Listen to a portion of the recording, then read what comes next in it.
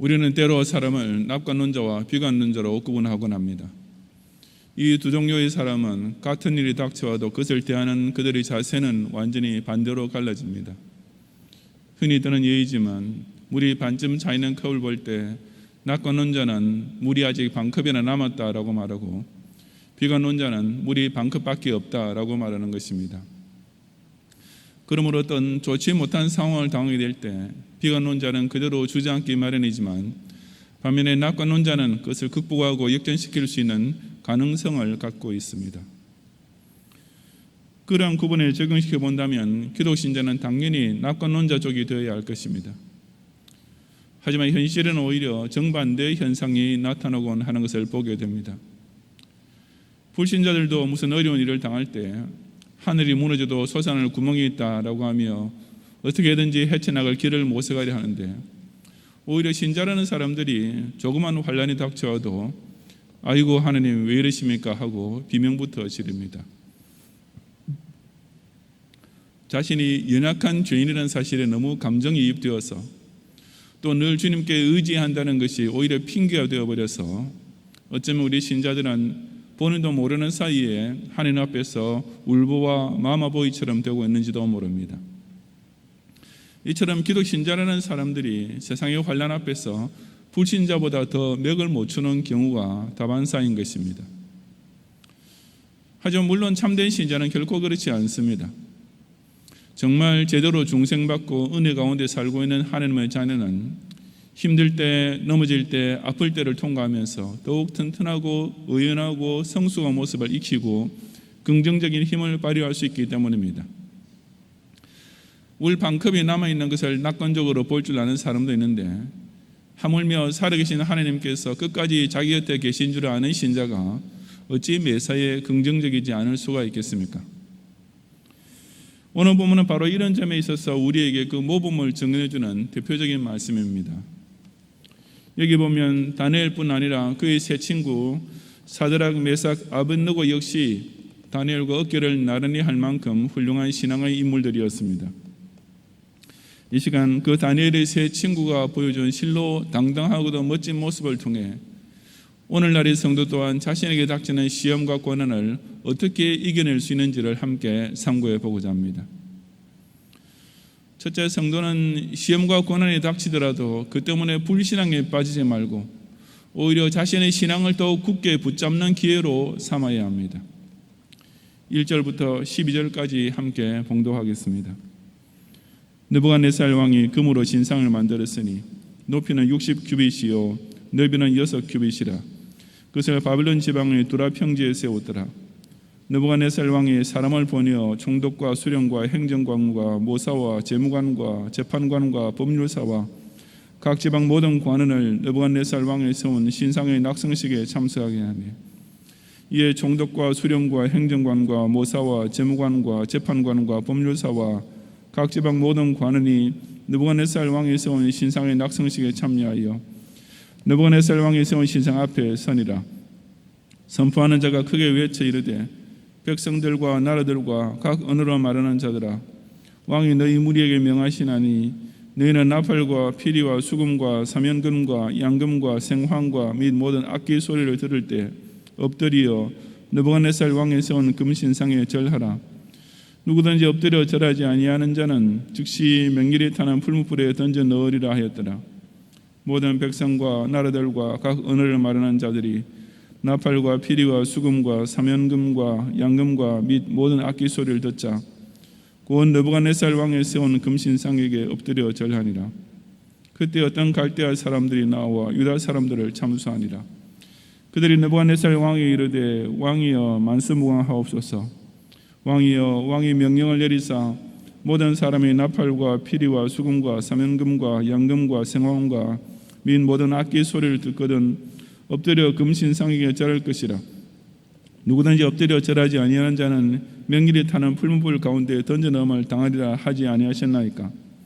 이제 몇 유다 사람 사드락과 메삭과 아벳느고는 왕이 세워 바빌론 지방을 다스리게 하신 자이거늘 왕의 이 사람들이 왕을 높이지 아니하며 왕의 신들을 섬기지 아니하며 왕이 세우신 금신상에게 절하지 아니하나이다 라고 했습니다. 여기서 느부갓네살 왕이 꾀하고 있는 바는 자신이 소유하고 있는 온 제국을 하나의 종교 아래 묶어서 자기 권력을 확고히 하자는 것이었습니다. 바로 앞장에 보면 다니엘이 바벨론 제국의 상태를 신상의 머리, 즉 순금으로 만들어진 부분에 비유해 주었으니 이 느부갓네살이 그 해석에서 아이디어를 얻어 금으로 신상을 만든 것인지도 모릅니다. 또 어쩌면 그 신상 자체가 바로 느부갓네살 자신의 모습을 본떠서 만든 것이었을 가망성도 다분합니다. 하여튼 이 일은 본질적으로 옛날 일본 제국주의 시절에 일본인이 조선인에게 천황 숭배 사상을 강요함으로써 제국 산하 모든 백성을 정신적으로 하나로 만들려 시도했던 것과 비슷한 사건이었습니다. 그 느부갓네살 왕의 명령 앞에 그의 모든 신민은 어느 누구도 선택의 여지가 있을 수 없었습니다.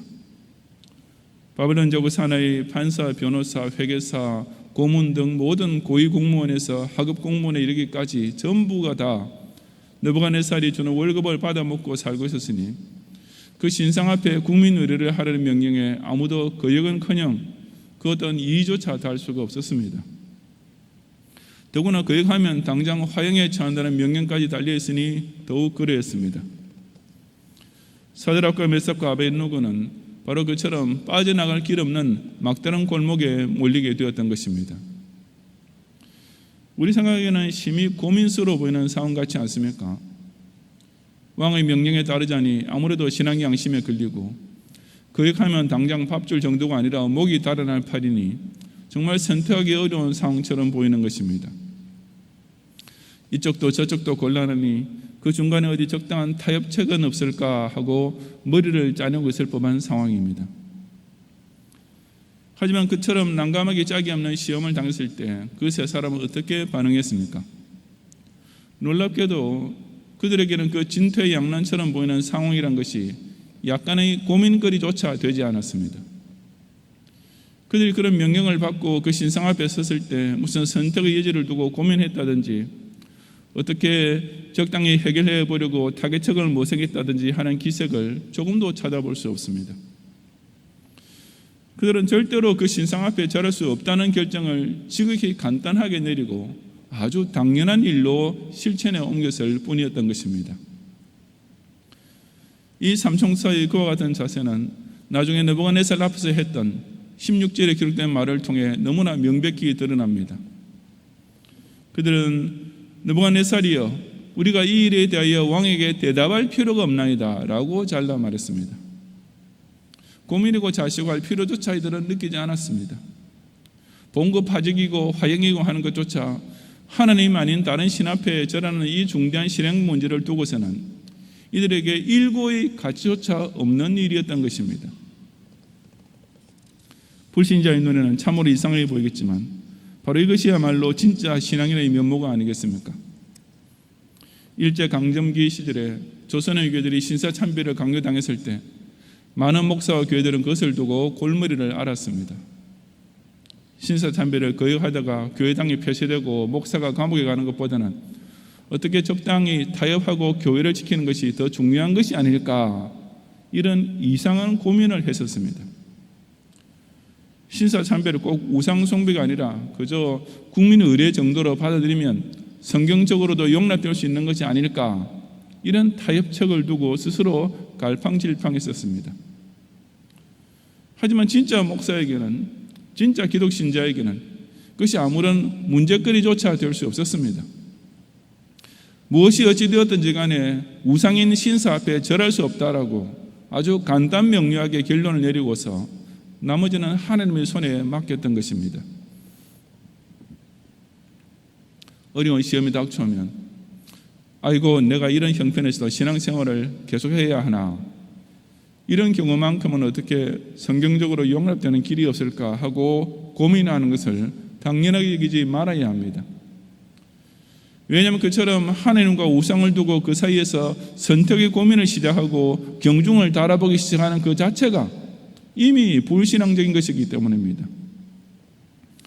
나중에는 어떻게 되더라도 그 어떤 경우에도 나는 하나님 아닌 다른 것에는 절대로 머리를 숙이거나 신앙을 양보할 수 없다, 나와 내 집은 무조건 여호와만 섬기겠노라. 참된 신자의 결론은 이처럼 항상 간단 명료한 것이지 결코 복잡하고 어려운 선택 사이에서 우왕좌왕하지 않습니다. 시험이 닥칠 때 불신앙에 쉽게 빠지는 약골 교인이 되지 말고 오히려 그 고난으로 인하여 자신의 신앙을 더욱 굳게 연단시키고 끝까지 지켜내는 성도들이 되시기를 바랍니다. 둘째로, 성도는 시험과 고난이 점점 더 악화되어도 불신자 앞에서 조금도 부끄러워하지 말고 끝까지 당당하게 전도해야 합니다. 13절부터 18절까지 함께 봉독하겠습니다. 느부갓네살 왕이 노하고 분하여 사드락과 메삭과 아벳노고를 끌어오라 말하며 드디어 그 사람들을 왕의 앞으로 끌어온지라. 느부갓네살이 그들에게 물어 이르되 사드락 메삭 아벳노고야, 너에게 내 신을 섬기지 아니하며 내가 세운 금신상에게 절하지 아니한다니 사실이냐?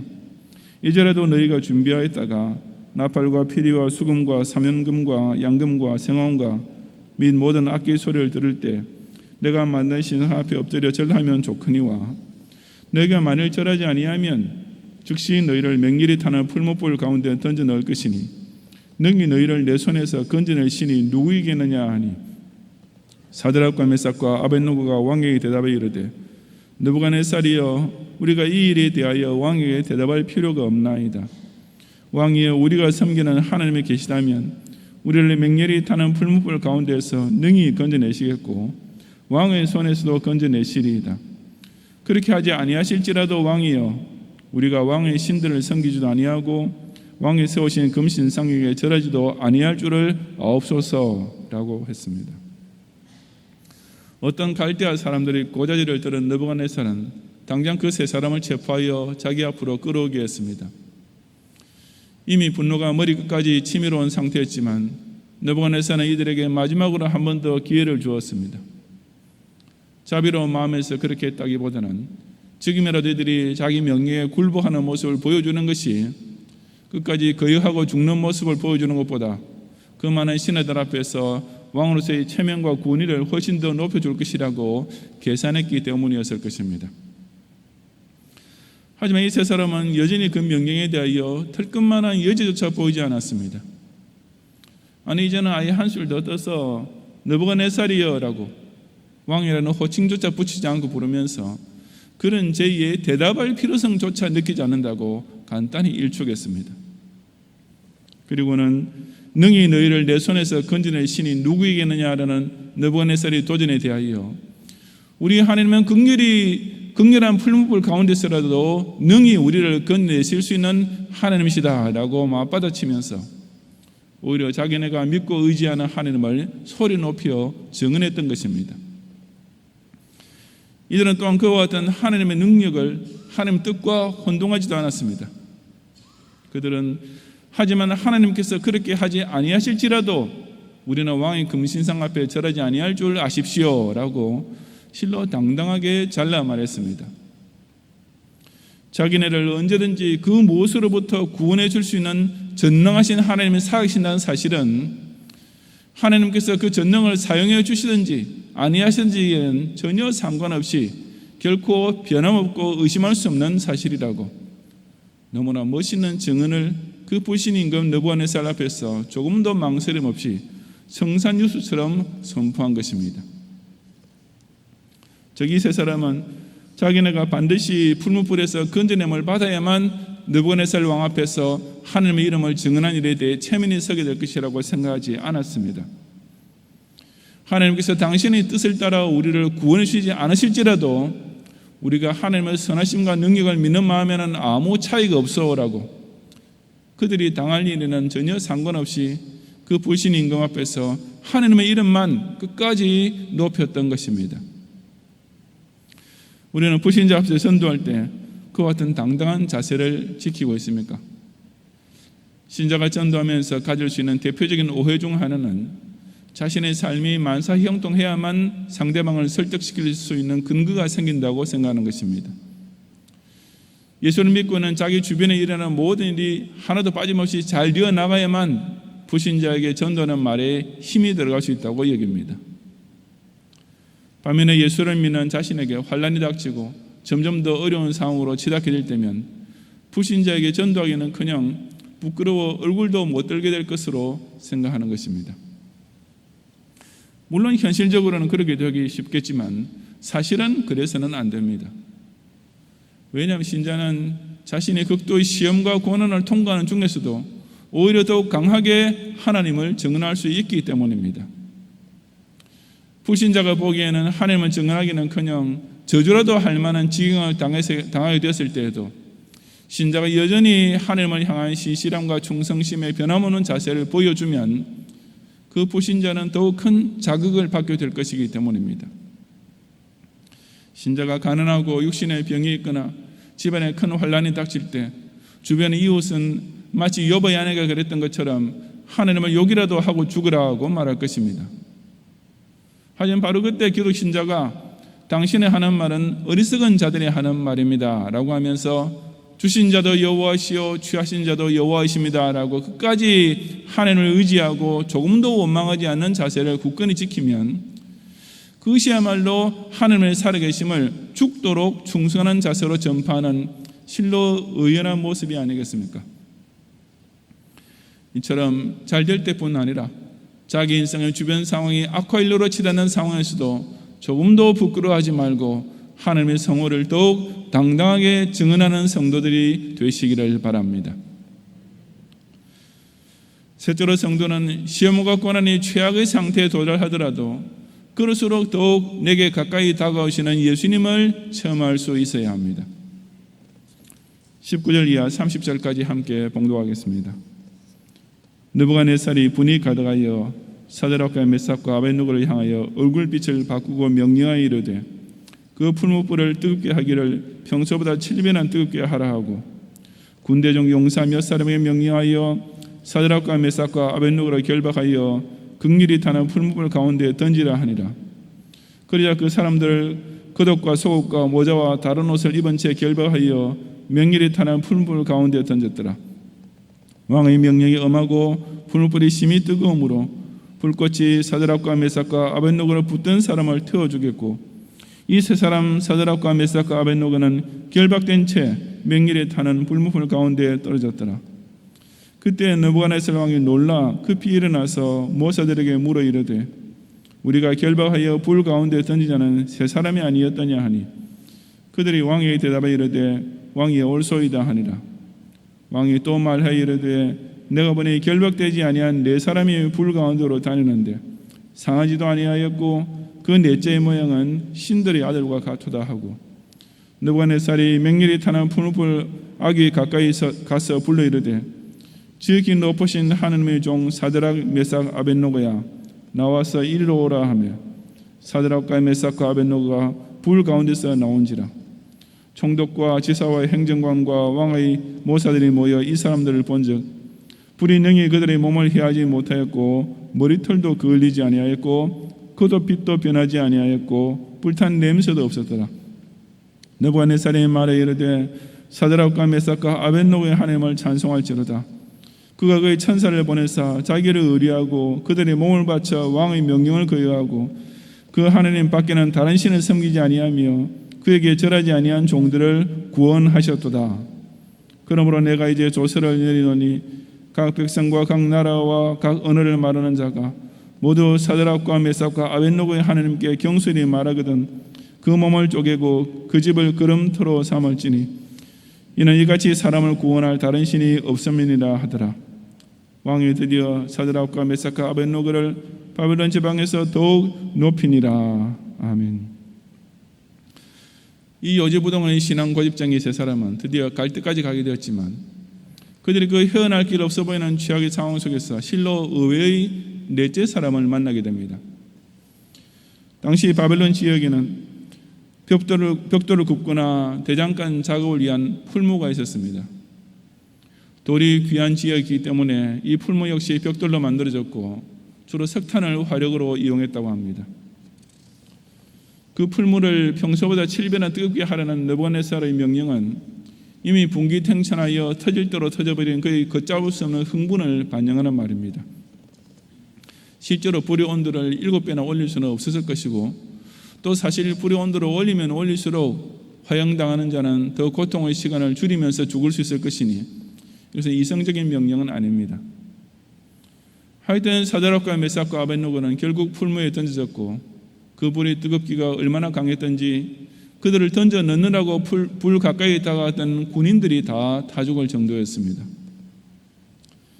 바로 그 직후 느부갓네살 왕은 자기 눈을 믿을 수 없는 희한한 장면을 보게 되었습니다.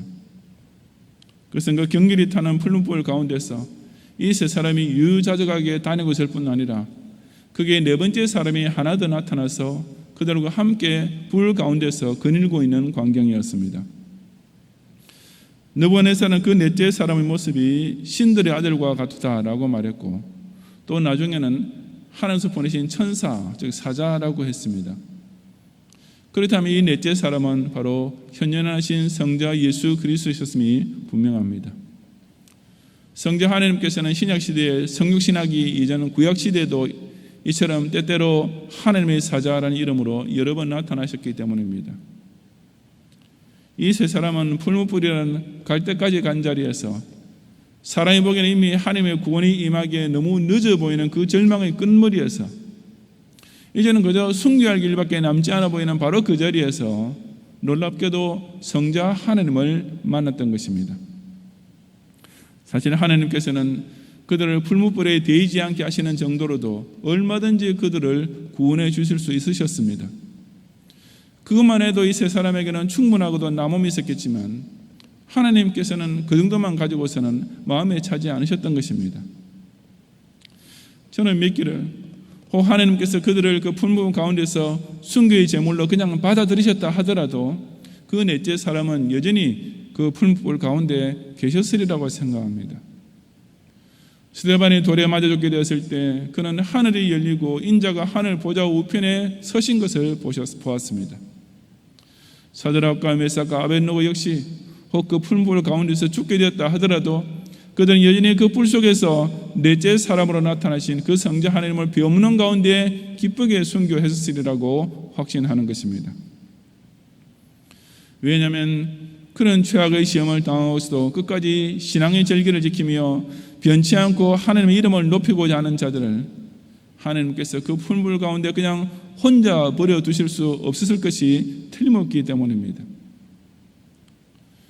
정말 어렵고 힘들다고 여겨질 때 어쩌면 하나님이 아주 멀리 계신다고 여겨질 만한 바로 그 장소 그때야말로 참된 신자에게는 예수 그리스도를 가장 가까이 모실 수 있는 기회가 됩니다. 고통과 환난이 신자를 예수님으로부터 멀리 떨어지게 만들 것이라고 생각하는 것은 오로지 불신자들의 지레짐작에 불과합니다. 신자는 배고픔을 당할 때 오히려 그 때문에 생명의 떡이 되신 예수 그리스도를 더욱 사모하게 됩니다. 사랑하는 혈육이 병으로 고통당하는 것을 보면서 가슴이 미어지듯 아플 때 우리는 바로 그 때문에 참된 의인 되신 예수님께 더욱 매달리게 되는 것입니다. 사람으로부터 오해를 받고 질투의 대상이 되고 미움을 당하게 되어 이 세상이 싸늘하게 느껴지면 느껴질수록 우리는 바로 그 차가운 세파로 인하여 우리의 친구가 되시고 신랑 되시는 예수님의 사랑 안에 더 빨리 더 가깝게 안기려 하게 되기 때문입니다. 그리고 우리 주님께서는 그런 신자를 결코 혼자 내버려 두시는 법이 없습니다. 돌로 맞는 자리에까지 풀무불이 타오르는 불꽃 가운데까지 찾아가시던 주님께서 어찌 성도가 고통당하는 자리에 힘들거나 귀찮으시다고 찾아주지 않으실 리가 있겠습니까? 예수를 믿은 후에도 여전히 시험과 고난을 당하게 되는 까닭에 신자는 세상을 사랑하지 않고 더욱 주님만 의지하며 더 가까이 하게 되는 줄을 깨닫고 인생의 어려운 일, 괴로운 일을 당할 때마다 그 때문에 오히려 예수 그리스도와 사랑의 줄로 더욱 튼튼히 묶이는 성도들이 되시기를 바랍니다. 성도 여러분, 사드락과 메삭과 아벳노고가 당한 일은 언뜻 보기에는 신앙의 파선으로 가기 십상인 길처럼만 보였습니다. 계명을 지켜야 할 것인지 말해야 할 것인지 심히 고민스러울 것처럼 보였습니다.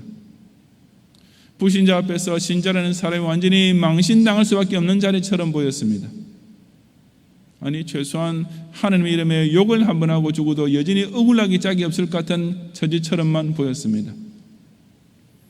하지만 그런 것들은 오직 불신자의 눈에 보이는 상황이요 영적 비관론자 수준에서 판단하는 말일 뿐입니다.